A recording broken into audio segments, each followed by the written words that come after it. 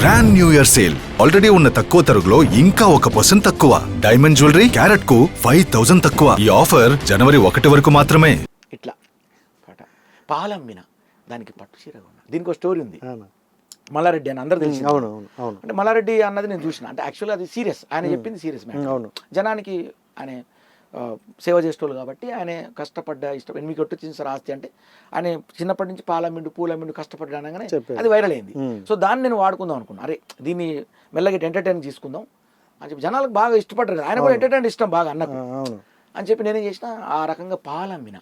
అంటే ఆయన పాలమ్మిన పూలమ్మిన బోర్వెల్ నడిపిన అన్నాడు కదా. నేను పాలమ్మిన దానికి పట్టు చీర కొన్నా. 30,000 పూలమ్మిన దానికి పుస్తెల తాడు కొన్నా. 50,000 బోర్వెల్ నడిపిన ఇంట్లో బాసలను కొన్నా. 75 బర్లను పెంచిన దానికి బంగారం కొన్నా. 1,00,000 ఒళ్ళు వంచి ఇల్లు కొన్నా. చెమటగార్చి కారు కొన్నా. బెడ్ మీద పరుపు కొన్నా. 10 మందిల పరువు కొన్నా. ఇంచే తిట్టలేదనే బుజ్జో ఓ బుజ్జి నా బుజ్జి ఏం పాప చేసిన బుజ్జో ఓ బుజ్జి నా బుజ్జి. సూపర్ అన్న. అది అంత రీచ్ అవుద్దని ఎక్స్పెక్ట్ చేశారు అప్పుడు? చేయలే. ఎట్లా అనుకున్నా అంటే అరే అరే ఇదేంది వెరైటీగా ఉంది అని అనుకున్నా.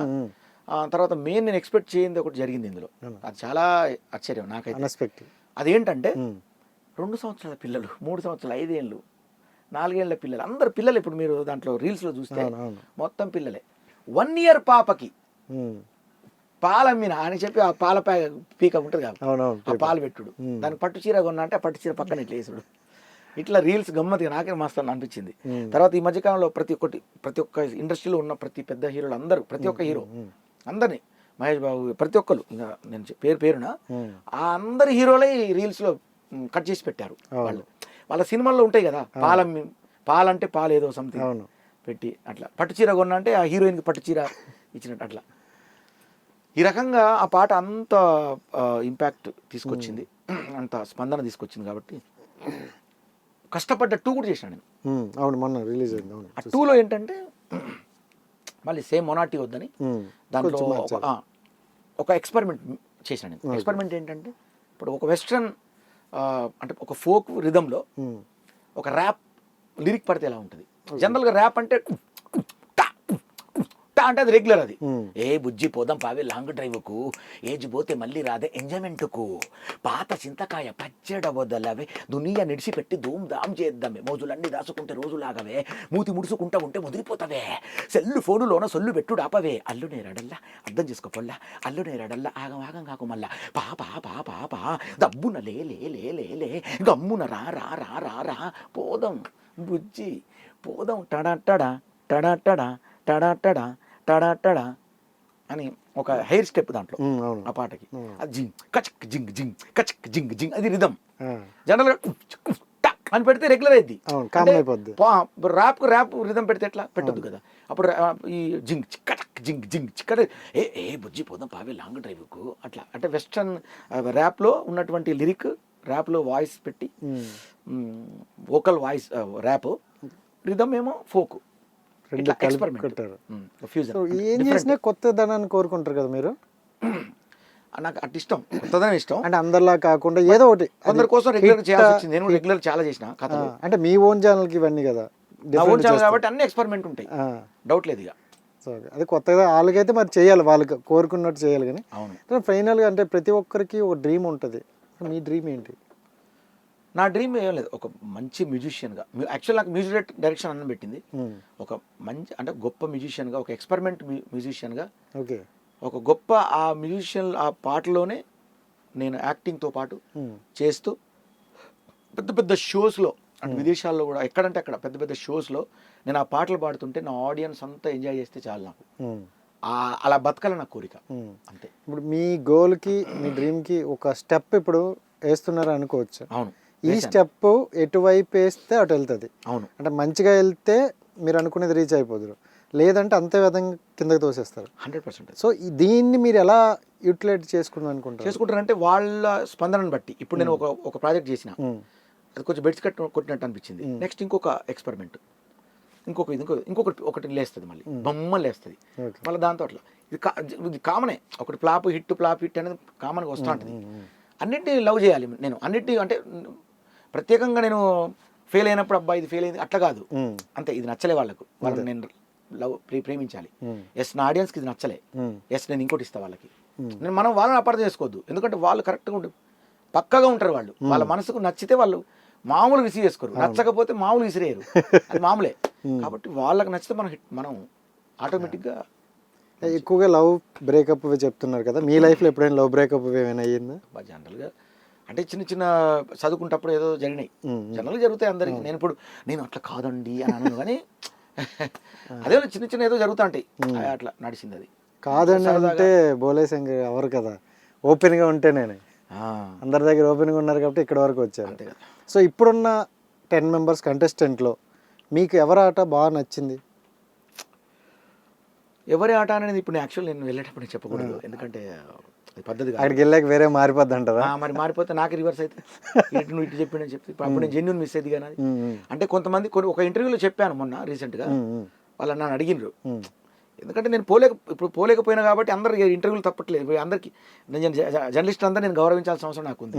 ఇప్పుడు మీకు ఇవ్వను అనడం నాకు పద్ధతి కాదు, కాబట్టి ఇవ్వాల్సి వస్తుంది, తప్పదు. అయినా మీరు మాకు పబ్లిసిటీ, మీరు నా కోసమే మీరున్నారు, కాబట్టి మీకోసం ఈ మాత్రం లేకపోతే ఎట్లా, తప్పట్లేదు. సో అట్లాంటిది ఇక నేను కొంతమంది ఒక్కోసారి వాళ్ళు అడిగి లేదు మీరు చెప్పాల్సిందే అంటే కొంతమంది చెప్పాను, బట్ అది రాంగ్ అయితే మళ్ళీ కష్టం, మళ్ళీ అది ఇది కలిపి రెండు మళ్ళీ ట్రోల్ చేస్తారు, చూసారా ఏమన్నాడు, చూసారా ఏమంటున్నాడు, అప్పుడు ఇప్పుడు ఇది ప్రాబ్లం. అన్నింటినీ ప్రేమించాలి, అందరూ చల్లగా ఉండాలి. ఇప్పుడు 10 మెంబర్స్ని మీరు ప్రేమిస్తారు అయితే? యా పక్కా ప్రేమిస్తాను. కానీ జనరల్గా ప్రతి సీజన్లోన ఒక లవ్ కపుల్ నేను కాదు 15 మందిని ప్రేమించాలి, సుమారు 6 వెళ్తున్నాం. అంటే నాకు క్లారిటీ లేదు, నా ఒక్కని గురించి క్లారిటీ ఉంటుంది, మిగతా వాళ్ళ గురించి అంటే ఇప్పటి వరకు ఉన్న 10 మీరు వెళ్తుంది 6 అంటే. అవును, ఒక 16 మంది ఉండొచ్చు, తెలిసి ఉండొచ్చు అన్న, మళ్ళీ నేను కన్ఫర్మ్ చేయలేదు, మాట తప్పదు, ఉండొచ్చు, మనకు తెలియదు, ఇంకా రేపు వెళ్ళాక తెలుస్తుంది. అండ్ సీజన్ దీంట్లో చూసుకుంటే ప్రతి సీజన్లో కూడా లవ్ ట్రాక్ అంటూ ఇలా స్టార్ట్ చేసేవాళ్ళు, ఈ సీజన్లో లవ్ ట్రాక్ అంటూ నడుపుతున్నప్పుడు బయటికి పంపించేశారు.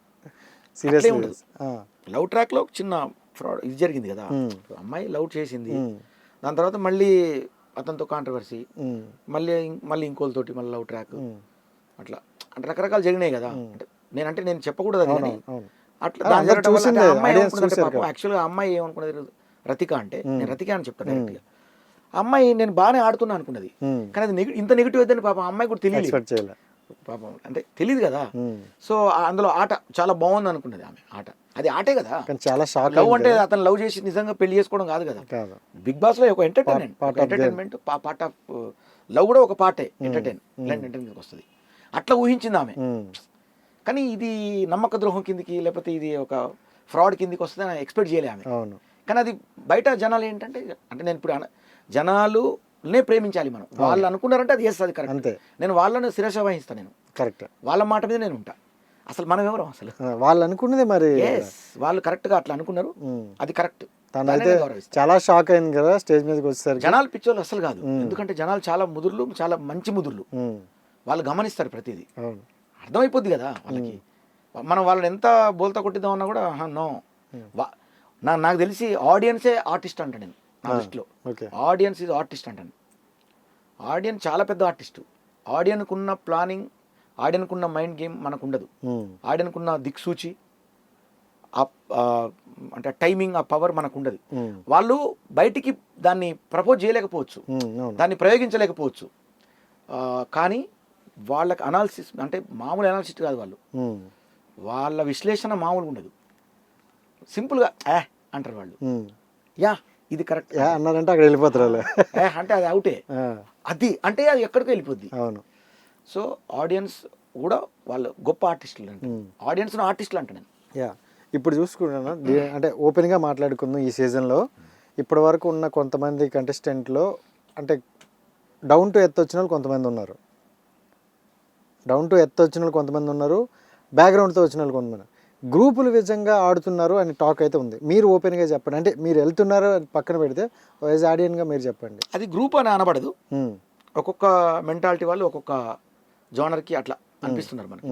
ఇప్పుడు నీది అగ్రెసివ్ మెంటాలిటీ, మీతో ఒక 2-3 అగ్రెసివ్, ఒకరిని మీరు విమర్శించాలి, విమర్శించే వాళ్ళంతా ఒక 4 అవుతారు, అది గ్రూప్ అని కిందికి రాదు బట్ మనం గ్రూప్ కిందికి తీసుకుంటాను కావచ్చు అనిపిస్తుంది నాకైతే. ఇప్పుడు నిమ్మలంగా ఉంటే ఒక 3-4 ఉన్నారు, నిమ్మలంగా అట్లా మిడిల్గా ఉంటోళ్ళు ఉంటారు వాళ్ళు 3-4, ఇట్లా అట్లా ఉండటం వల్ల వీళ్ళు వాళ్ళ గ్రూప్ అని మనం అనుకుంటాం కావచ్చు, బహుశా అది నాకు తెలియదు, బహుశా అట్లా అనుకుంటున్నాం కావచ్చు.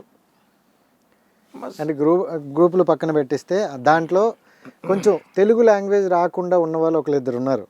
సో వాళ్ళతో మీకు ప్రాబ్లం అవ్వదనుకోవచ్చా? అసలు అవ్వదు. ఎందుకంటే ఇప్పుడు యాక్చువల్ లాంగ్వేజ్ తోటి చాలా ఇంపార్టెంట్ లాంగ్వేజ్ అనేది, తెలుగు అనేది చాలా ఇంపార్టెంట్ బిగ్ బాస్కి. ఎందుకంటే కామన్ ఆడియన్స్కి అర్థం కాదు. ఉదాహరణ ఇప్పుడు మన తెలంగాణలో చాలా వరకు హిందీ అర్థం చేసుకోవడం తక్కువ, పాపం ఊళ్ళో వాళ్ళు నేర్చుకుని ఉంటారు కదా. సో కాకపోతే అక్కడ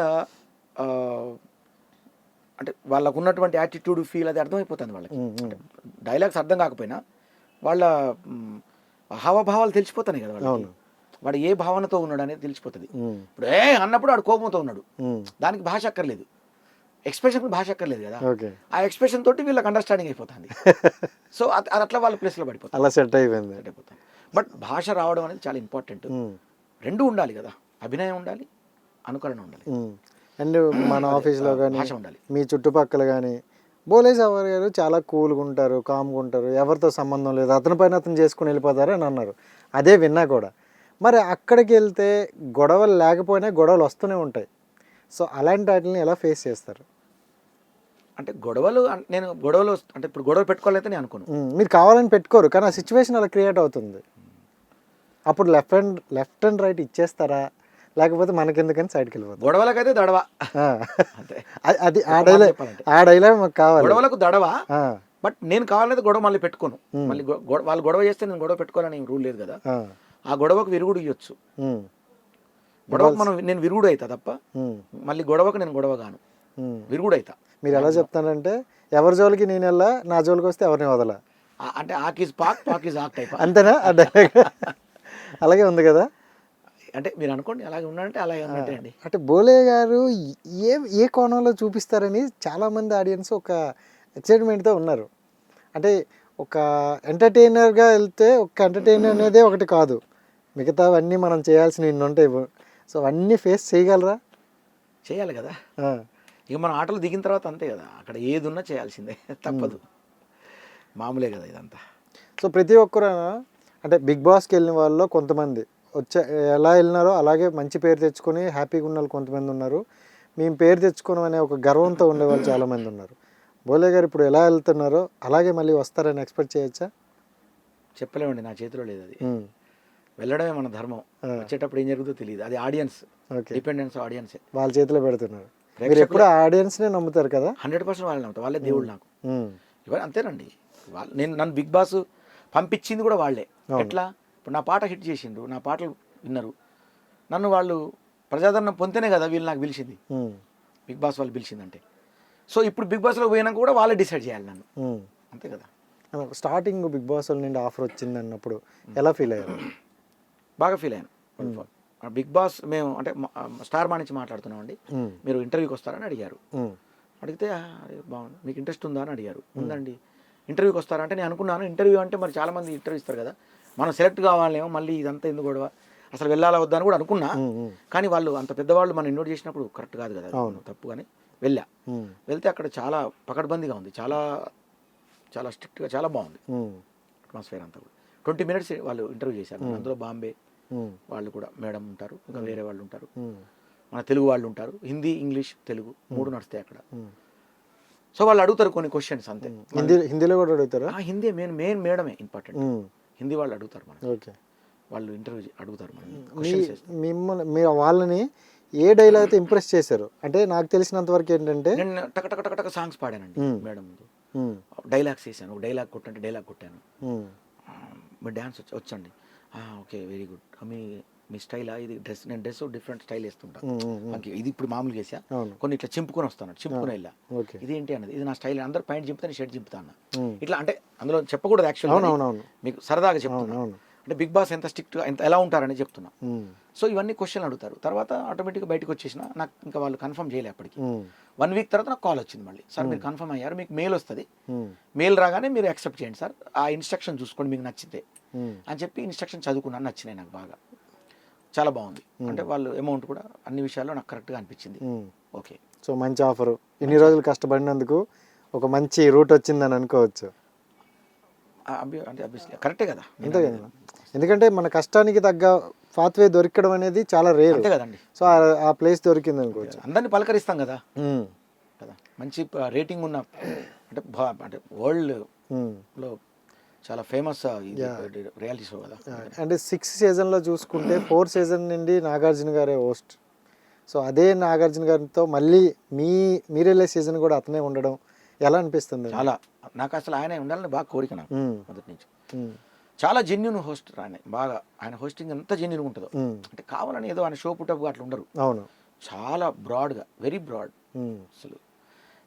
అంటే అంటే ఖచ్చితంగా అంతే. ఇక మన ఇంట్లో మనిషిలాగా, ఇంట్లో మనిషిలా, అంటే ఎవరికి మళ్ళీ క్రిటిసైజ్ చేయాలను. అవును, అంటే ఆయన కోపం వచ్చిందని కూడా చాలా జాగ్రత్తగా, ఆయన కోపం వచ్చింది అనుకోండి ఒక విషయం మీద, ఆయనకు ఫ్రస్ట్రేట్ అయ్యే విధానం కూడా చాలా అంటే పద్ధతిగా అవుతారు ఆయన. ఏదన్నా ఒక దాని మీద పద్ధతిగా కోపం వస్తుంది ఆయనకు.